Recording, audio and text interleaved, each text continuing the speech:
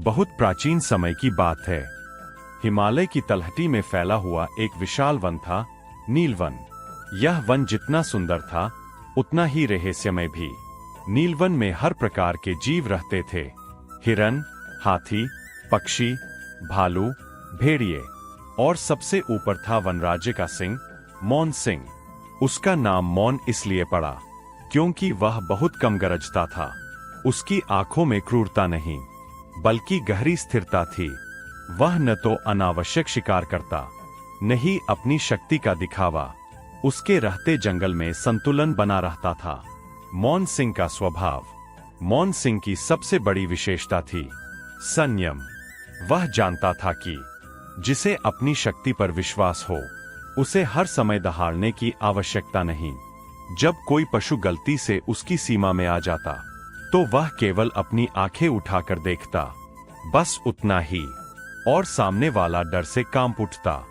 जंगल में आया तपस्वी। एक दिन नीलवन में एक महान तपस्वी आए। उनका नाम था महर्षि शांतिदेव। वे अहिंसा के परम उपासक थे। उनका मानना था, जहां भय है, वहां धर्म नहीं पनप सकता। महर्षि ने देखा कि जंगल के कुछ जीव अब भी सिंह से भयभीत रहते हैं।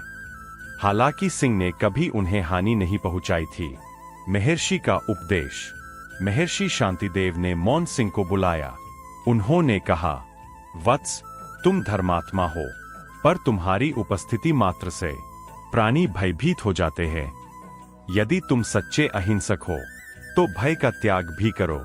मौन सिंह शांत रहा।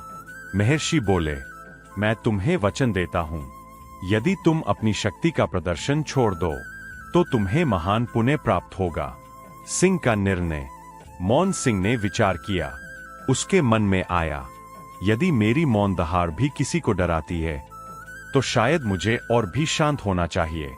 उसने प्रण लिया, मैं अब न गरजूंगा, न अपनी आंखों से चेतावनी दूंगा, न अपनी सीमा दिखाऊंगा। महर्षि प्रसन्न हुए। धीरे धीरे बदला जंगल।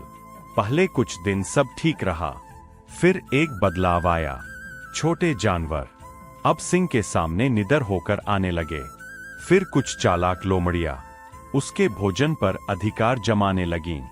भेड़िए उसकी गुफा के पास शोर मचाने लगे। अपमान की शुरुआत। धीरे धीरे बात बढ़ी। कुछ जानवर उसकी पूंछ खींचने लगे, कुछ उसकी शांति को उसकी कमजोरी समझने लगे।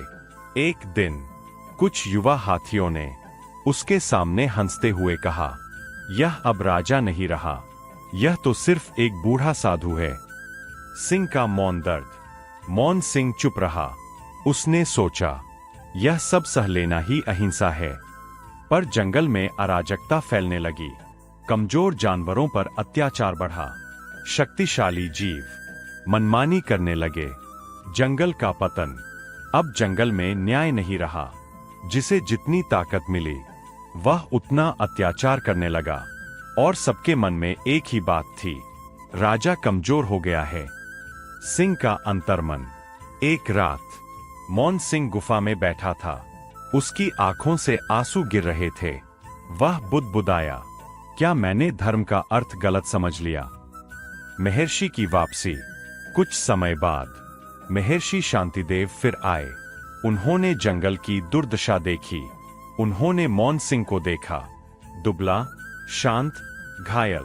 महर्षि ने पूछा, वत्स, यह सब कैसे हुआ? सिंह की व्यथा। सिंह बोला, गुरुदेव, आपने कहा था कि शक्ति न दिखाऊं, मैंने वैसा ही किया। अब सब मुझे कुचल रहे हैं। क्या धर्म यही है? महर्षि की आंखें खुलीं। महर्षि गहरे मौन में चले गए। फिर बोले, नहीं वत्स, मुझसे भूल हुई। मैंने तुम्हें हिंसा से रोका था, आत्मसम्मान से नहीं। महान शिक्षा। महर्षि बोले, अहिंसा का अर्थ है अनावश्यक हिंसा न करना, पर अन्याय को सहना। धर्म नहीं, कायरता है। जो अपनी सीमा नहीं बताता, संसार उसे रौंद देता है। शक्ति और करुणा का संतुलन। महर्षि ने कहा, तुम्हें काटने की आवश्यकता नहीं थी, पर चेतावनी देना आवश्यक था। गरज हिंसा नहीं है, यह सीमा है। सिंह की दहाड़। अगली सुबह मौन सिंह ने लंबे समय बाद एक गहरी दहाड़ लगाई। पूरा जंगल कांप उठा, पर वह दहाड़ क्रोध की नहीं थी, वह सीमा की घोषणा थी, जंगल का पुनर्जन्म।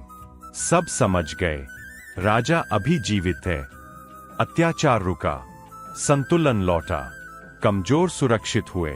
अंतिम संदेश।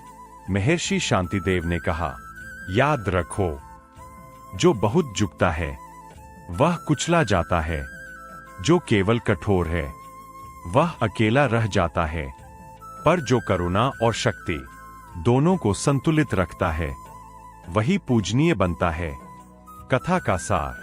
मौन सुंदर है पर सीमा के साथ, करुणा पवित्र है पर आत्मसम्मान के साथ, शक्ति पाप नहीं, अन्याय के विरुद्ध। आवश्यकता है